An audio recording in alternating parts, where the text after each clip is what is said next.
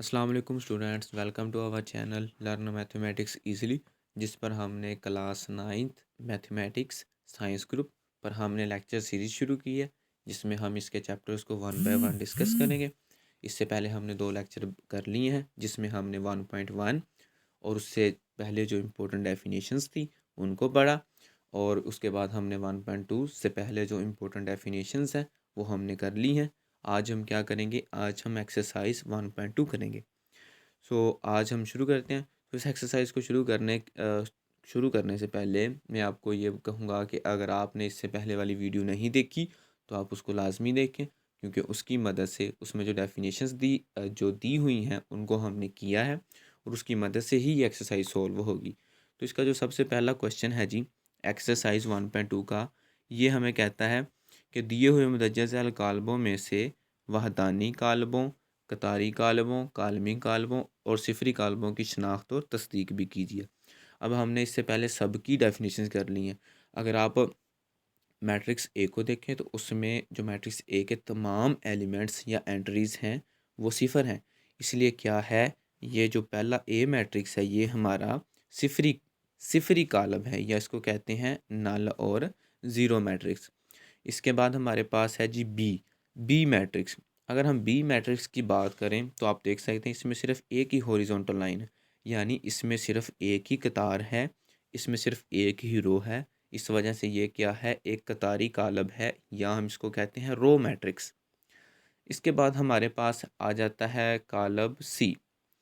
इसकी बात करें तो हम देख सकते हैं कि इसमें सिर्फ एक ही कालम है। इसमें ये देखें, ये जो हमारे पास वर्टिकल लाइन होती है इसको हम कालम कहते हैं। इसमें सिर्फ एक ही कालम है, इस वजह से हम इसको क्या कहेंगे, कालमी कालब, या इसको कहेंगे कॉलम मैट्रिक्स। उसके बाद हम बात करें डी मैट्रिक्स की, तो हमने वहदानी कालब की जो डेफिनेशन है वो पढ़ी कि अगर जो ये वतर के अरकान वन वन हो, यानी कि ये जो वतर है हमारा, इसके जो अरकान है वो अगर वन हो तो वो हमारे पास वहदानी कालब कहलाता है। ठीक है जी, वहदानी कालब कहलाता है। तो डी जो हमारा क्या है, ये वहदानी कालब है। ठीक है जी। उसके बाद अगर हम बात करें ई की, तो जो हमारा ई कालब है वो आप देख सकते हैं उसमें सिर्फ एक ही एंट्री है, यानी उसमें एक ही रो है, उसमें सिर्फ एक ही कालम है।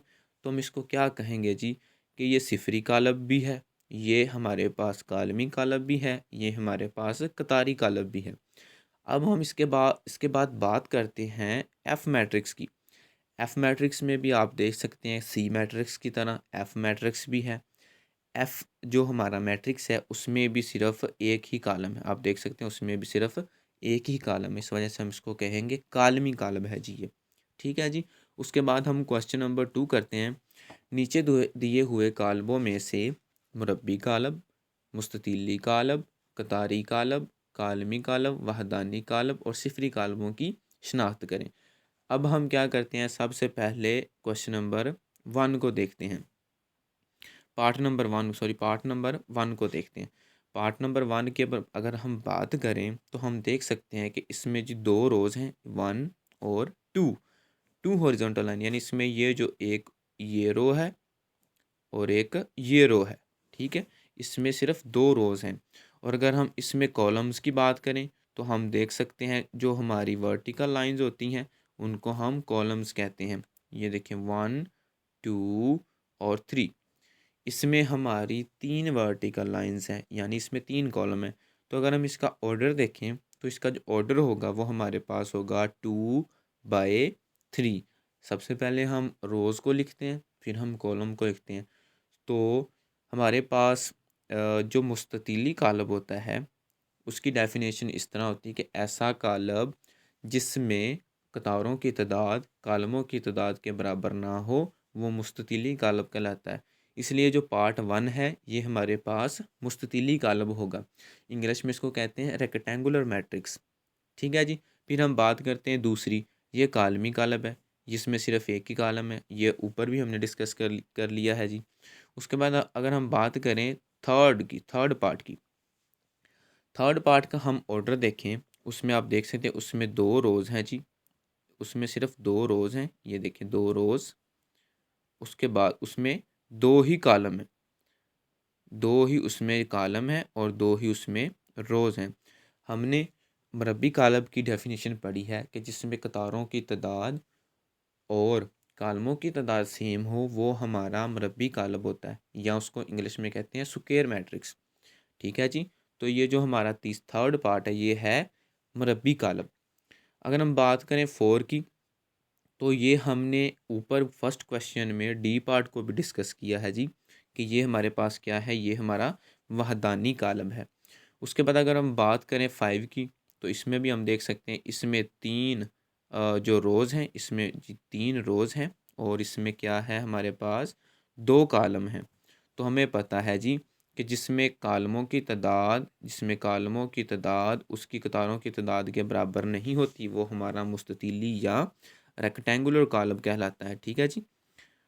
उसके बाद हम अगर बात करें क्वेश्चन पार्ट नंबर 6 की, तो उसमें आप देख सकते हैं उसमें सिर्फ एक ही रो है। तो इसका क्या मतलब है कि ये एक कतारी कॉलम है या रो मैट्रिक्स है। उसके बाद हम बात करें 7 की, तो 7 भी आप देख सकते हैं कि 7 जो है वो एक कालमी कॉलम है, कॉलम मैट्रिक्स है। अगर हम बात करें क्वेश्चन पार्ट नंबर 8 की, तो आप देख सकते हैं कि ये 3x3 का है, यानी इसमें ये देखें 1 2 और तीन, तीन इसमें जी रोज़ हैं और तीन ही इसमें कॉलम है, 1 2 और 3। तीन कॉलम है और तीन ही रोज़ हैं, इसका जो ऑर्डर हो गया वो हो गया जी 3/3। यानी कि ये क्या हो गया, एक रेक्टें रेक्टेंगुलर नहीं कहेंगे हम इसको, एक मरबी कालब कहेंगे। यानी जिसमें आप कह सकते हैं जिसमें जो रोज़ होती हैं वो कॉलम्स के इक्वल आ जाएं, तो वो हमारे पास वो मरबी कालब हो जाता है, या उसको कहते हैं स्क्वायर मैट्रिक्स। उसके बाद हमारे पास क्वेश्चन पार्ट नंबर 9 आ जाता है जी। उसमें आप देखें कि इसकी सारी एंट्रीज ज़ीरोज़ हैं। अगर सारी एंट्रीज ज़ीरो हैं तो हम इसको कहेंगे जी ये नल मैट्रिक्स है या सिफरी कालम है। और हम अगर इसका ऑर्डर देखें तो इसका ऑर्डर भी हमारे पास इसमें तीन रोज़ हैं, 1 2 और 3, और इसमें दो कॉलम हैं। ठीक है जी। इसका ऑर्डर जो हमारे पास है वो है 3/2। अब ये हमारे पास रेक्टेंगुलर मैट्रिक्स है, यानी मुस्ततीली कालब भी है और सिफरी कालब भी है। उसके बाद हम देखते हैं क्वेश्चन नंबर 3। क्वेश्चन नंबर 3 हमें कहता है दिए हुए कालबों में से वतरी, स्केलर और वहदानी कालबों की शिनाख्त करें।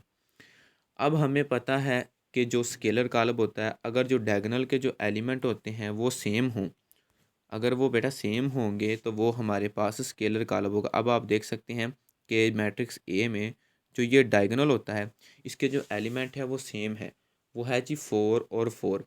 और 4 के ऊपर वाली एंट्री भी ज़ीरो है और नीचे वाली एंट्री भी ज़ीरो है, इसलिए ये हमारा क्या है, स्केलर मैट्रिक्स है। उसके बाद हमारे पास मैट्रिक्स बी आ जाता है। जो मैट्रिक्स बी है, अगर हम उसकी बात करें तो आपको पता होगा कि जो वतरी कालब होता है उसमें हमें क्या गिवन होता है, उसमें हमें ये पता होता है जी कि ये जो हमारा डायगोनल का जो एलिमेंट है जी, डायगोनल के जो एलिमेंट होते हैं उनमें से कोई एक भी अगर नॉन ज़ीरो हो, यानी उनमें से कोई एक सिफर ना हो, डायगोनल में कोई एक एलिमेंट हो जो ज़ीरो से बड़ा हो या ज़ीरो से छोटा हो, यानी कि नॉन ज़ीरो हो, तो वो हमारा वतरी कालब बन जाता है। तो ये हमारे पास क्या है जी, ये हमारे पास वतरी कालब है। उसके बाद हम नेक्स्ट पार्ट की बात करते हैं सी। तो हमने इसको ऊपर भी डिस्कस किया कि ये हमारे पास जी वहदानी कालब है। फिर अगर हम बात करें डी की, तो डी की आप देख सकते हैं इसमें एक नॉन ज़ीरो आ जाता है एलिमेंट डायगोनल में, वो 3 है, और जो 3 है उसकी वजह से ये हमारे पास वतरी कालब बन गया है। उसके बाद अगर जी हम बात करें ई की, ई में हमें पता है जी 5 में से जब 3 निकलेंगे तो पीछे 2 बच जाएगा, और ए 1+1 जिस टाइम होगा तो ये फिर 2 बन जाएगा। तो इससे हमें ये पता चल गया कि इसके दोनों डायगोनल एलिमेंट 2 2 हैं, यानी कि डायगोनल के ये जो दोनों एलिमेंट हैं जी, ये दोनों सेम हैं और 2 2 हैं। इस वजह से ये हमारे पास क्या है, ये हमारे पास स्केलर है। उसके बाद हम ये हमारे पास 1.2 के पहले 3 क्वेश्चन हो गए। उसके बाद हम इसका क्वेश्चन नंबर 4 देखते हैं जी। क्वेश्चन नंबर 4 है हमारे पास कोई मैट्रिक्स दिया गया है, हमने उसका नेगेटिव मैट्रिक्स या उसका मनफी कालब निकालना है। मनफी कालब की भी हमने डेफिनेशन पीछे पढ़ी है कि अगर हमारे पास कोई मैट्रिक्स दिया गया हो, अगर हम उस मैट्रिक्स जो उस मैट्रिक्स के साथ नेगेटिव को मल्टीप्लाई करा देंगे तो वो उस जो मैट्रिक्स है उसका नेगेटिव या उसका मनफी काला बन जाएगा।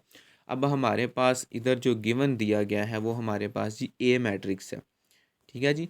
वो हमारे पास ए मैट्रिक्स दिया गया है। अगर हम इसके हर एलिमेंट के साथ नेगेटिव को मल्टीप्लाई करा देंगे तो वो हमारे पास ए का नेगेटिव मैट्रिक्स आ जाएगा या ए का मनफी कालब आ जाएगा। अब हमने क्या किया जी, ए के साथ नेगेटिव को मल्टीप्लाई कराया तो हम देख सकते हैं कि माइ फर्स्ट एलिमेंट के साथ प्लस है तो वो नेगेटिव का हो गया। ज़ीरो के साथ प्लस भी होता है और नेगेटिव भी होता है, उसको ज़ीरो के साथ साइन लगाने की ज़रूरत नहीं होती। उसके बाद अगर हम नीचे बात करें -1 की तो इसके साथ जब माइनस को मल्टीप्लाई करेंगे तो माइनस माइनस प्लस हो जाएगा, ठीक है जी। ये आपके पास ए का नेगेटिव मैट्रिक्स आ गया। फिर हम बात करें बी की, तो बी के साथ जब हम नेगेटिव को मल्टीप्लाई कराएंगे तो जिसके साथ नेगेटिव है वो पॉजिटिव हो जाएगा और जिसके साथ पॉजिटिव है वो जी नेगेटिव बन जाएगा। तो आपने देखा कि -1 था, वो पहले नेगेटिव था, जब उसके साथ हम नेगेटिव को मल्टीप्लाई कराते हैं तो वो +1 हो जाता है। और आप देखेंगे कि 3 2 1 ये जो एंट्रीज थी ये हमारे पास थी पॉजिटिव, जब नेगेटिव को मल्टीप्लाई किया तो ये नेगेटिव होगी, तो ये बी का नेगेटिव कॉलम बन गया। उसके बाद हम जब सी की बात करें तो इसके सारे एलिमेंट नेगेटिव हो जाएंगे। तो ये हमारे पास था क्वेश्चन नंबर 4 जी। इसका कोई 2 पार्ट और हैं वो आपने खुद ट्राई करने हैं। इसके बहुत आसान है, आपने सिंपल नेगेटिव को मल्टीप्लाई कराना है और उसका नेगेटिव मैट्रिक्स बन जाना है या मनफी कालब बन जाना है। उसके बाद हमारे पास नेक्स्ट क्वेश्चन आ गया जी, ट्रांसपोज ऑफ मैट्रिक्स। यानी कि अब हमने इस सवाल में जो हमारे पास कालब होंगे उनका हमने ट्रांसपोज निकालना है।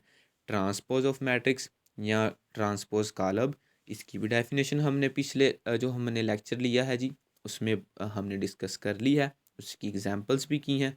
आपको पता है कि ट्रांसपोज मैट्रिक्स में क्या होता है, हम सिंपल जो हमारे पास कॉलम होता है उसको कतार में बदल देते हैं और जो कतार होती है उसको कॉलम में बदल देते हैं। तो इसमें जो हमारे पास क्वेश्चन दिया गया है वो हमारे पास है मैट्रिक्स ए दिया गया है, ठीक है जी। हमारे पास कोई एक मैट्रिक्स दिया गया है ए में जो कि ए है। अगर हम देखें तो इसमें हमें पता चल रहा है कि ये एक कॉलम मैट्रिक्स है, ठीक है जी। ये हमें पता चल रहा है कि इसमें सिर्फ एक ही कॉलम है। अब हम क्या करेंगे, इस कॉलम को हम रो में बदल देंगे जी। ये कॉलम था वर्टिकल, इसको हमने हॉरिजॉन्टल कर दिया तो ये एक रो बन गई। तो इसका जो ट्रांसपोज आया वो ये वाला आया और उसको हमने ए टी से ज़ाहिर किया, यानी ये ए का ट्रांसपोज है। उसके बाद हमारे पास जो 5 का सेकंड पार्ट है उसको उसको नाम दिया गया है बी मैट्रिक्स का। वो हमारे पास है बी इज इक्वल टू 5 1 -6, ये वाला मैट्रिक्स हमारे पास। अब हम देख सकते हैं कि ये एक रो दी गई है, हम इसको कॉलम में बदल देंगे जी। और हमने सिंपल उसी तरह किया कि जो हमारी रो थी उसको हमने कॉलम में बदल दिया तो ये हमारे पास जी उसका ट्रांसपोज बन गया और इसको हमने बी टी से ज़ाहिर किया जी, ठीक है जी। उसके बाद हमारे पास एक मैट्रिक्स सी आ गया। अब सी में आप देख सकते हैं इसमें 1 2 2 और 3 रोज़ हैं जी। हमने क्या किया जी, 1 2 को लिया और पहला कॉलम बना दिया, फिर हमने 2 -1 को लिया, दूसरा कॉलम बना दिया, फिर हमने 3 0 को लिया, तीसरा कॉलम बना दिया। अब जो ये नया हमारे पास मैट्रिक्स आया है ये सी मैट्रिक्स का ट्रांसपोज है, इसको हमने सी टी से ज़ाहिर किया, ठीक है जी। उसके बाद इसका 4 पार्ट है। 4 पार्ट में आपको मैट्रिक्स दिख रहा है एफ इज इक्वल टू 1 2 और 3 4। इसमें आप देख सकते हैं इसमें 2 रोज़ हैं हमारे पास। हमने क्या किया जी, पहली रो को कॉलम में बदल दिया, पहली रो को लेकर पहला कॉलम बना दिया, दूसरी रो को लेकर दूसरा कॉलम बना लिया। अब ये क्या हो गया, ये इस मैट्रिक्स एफ का ट्रांसपोज बन गया और उसको हमने एफ टी से ज़ाहिर कर दिया। तो ये हमारा क्वेश्चन नंबर 5 हो गया है जिसमें हमने ट्रांसपोज मैट्रिक्स निकालना था। हमने क्या किया, सिंपल कतारों को कॉलम में बदल दिया और कॉलम्स को कतारों में बदल दिया। उसके बाद हमारा इसका नेक्स्ट क्वेश्चन आ गया जी, क्वेश्चन नंबर 6। क्वेश्चन नंबर 6 आपके पास इसमें हमारे पास 2 मैट्रिक्स दिए गए हैं, हमें 2 कॉलम दिए गए हैं जी, और हमने इनके लिए एक थ्योरम दिया गया उन्होंने कि यानी अगर हम ए का ट्रांसपोज़ लें और उसका फिर से ट्रांसपोज़ लें तो वो ए के इक्वल आएगा। इसको हमने जी इसकी हमने तस्दीक करनी है या हमने इसको प्रूव करना है, ठीक है जी। हमें पता है जी जो हमारा ए मैट्रिक्स है वो ये है 1 0 2 1, ठीक है जी। अब हमने क्या किया, ए का ट्रांसपोज़ लिया, उसको हम ए टी से ज़ाहिर करते हैं जी, ये वाला, ठीक है जी। ए का हमने ट्रांसपोज़ लिया, अब हम क्या करेंगे, जो 1 2 रो थी उसको लिया, उसका कॉलम बना दिया हमने, ठीक है जी। उसके बाद हमने 0 1 को लिया, उसका कॉलम बना दिया हमने। तो ये उस ए का ट्रांसपोज़ बन गया। अब हमने ए का ट्रांसपोज़ ले लिया, अब हमने ए ट्रांसपोज़ का फिर से ट्रांसपोज़ लेना है जी। जब हम ए ट्रांसपोज़ का फिर से ट्रांसपोज़ लेंगे तो हम उसको इस तरह ज़ाहिर करेंगे, ए टी इंटू टी। अब हमने क्या करना है, हमने इस मैट्रिक्स को लेना है, हमने इसकी जो पहली रो है उसको लेना है, उसको हम पहला कॉलम बना देंगे, यानी 1 0 को लिया तो पहला कॉलम बना दिया। फिर हमारे पास जी दूसरी रो है, ठीक है जी, दूसरी रो हमारे पास 2 1 है, 2 1 को लिया और हमने दूसरा कॉलम बना दिया। तो आप देख सकते हैं कि जो ये ए मैट्रिक्स है, ए मैट्रिक्स ये ए के इक्वल आ गया, ये तो वही वैल्यू है, ठीक है जी। तो अब इससे हमारे पास ये बात साबित हो गई कि जो अगर हम ए का ट्रांसपोज़ लें उसका फिर ट्रांसपोज़ लें तो हमारे पास ए ही आता है, ठीक है जी। इससे हमने इसका एक पार्ट कर लिया, अब हम इसके नेक्स्ट पार्ट की बात करेंगे। अब हमारे पास एक और मैट्रिक्स है, उसका नाम है जी बी। अगर हम बी का ट्रांसपोज़ लें उसका फिर से ट्रांसपोज़ लें तो हमारे पास बी ही आएगा, इसको हमने प्रूव करना है। अब हमारे पास ये था बी मैट्रिक्स, ठीक है जी। इसमें देखें एक रो, दो ये रोज़ हैं, हमने क्या किया, इसकी पहली रो को लिया, उसको कॉलम बना दिया, उसको पहला कॉलम बना दिया, ठीक है। फिर हमने 2 0 को लिया जी, 2 0 को लिया, उसको हमने दूसरा कॉलम बना दिया, तो ये बी का ट्रांसपोज़ हो गया हमारे पास। उसके बाद उसके बाद क्या करना जी, बी के ट्रांसपोज़ का फिर से ट्रांसपोज़ लेंगे हम। तो इसमें आप देख सकते हैं ये हमारे पास जी 2 रोज़ हैं, हमने पहली रो को लिया और उसको बी ट्रांसपोज़ के ट्रांसपोज़ का पहला कॉलम बना दिया। फिर हमने जी बी ट्रांसपोज़ इसकी दूसरी रो को लिया, दूसरा कॉलम बना दिया। अब आप देख रहे हैं ये जो हमारे पास बी ट्रांसपोज़ का फिर से ट्रांसपोज़ लेने से जो हमारे पास मैट्रिक्स बना है वो बिल्कुल बी के इक्वल है, ठीक है जी। बी के इक्वल है, इस वजह से जो हमारे पास कंडीशन थी वो हमारे पास फुलफ़िल होगी। तो इस क्वेश्चन के बाद हमारी जो एक्सरसाइज है वो 1.2 कंप्लीट हो गई है। इसके बाद हम 1.3 करेंगे, तो उसके बाद हम नेक्स्ट करेंगे। तो यहाँ तक इस लेक्चर में अगर आपको कोई क्वेश्चन है so you can drop question in the comment section, और अगर आपको कोई डाउट है तो आप फिर भी पूछ सकते हैं। अच्छा जी, अल्लाह हाफिज़। आपसे दोबारा मुलाकात होगी नेक्स्ट वीडियो में। अल्लाह निगहबान।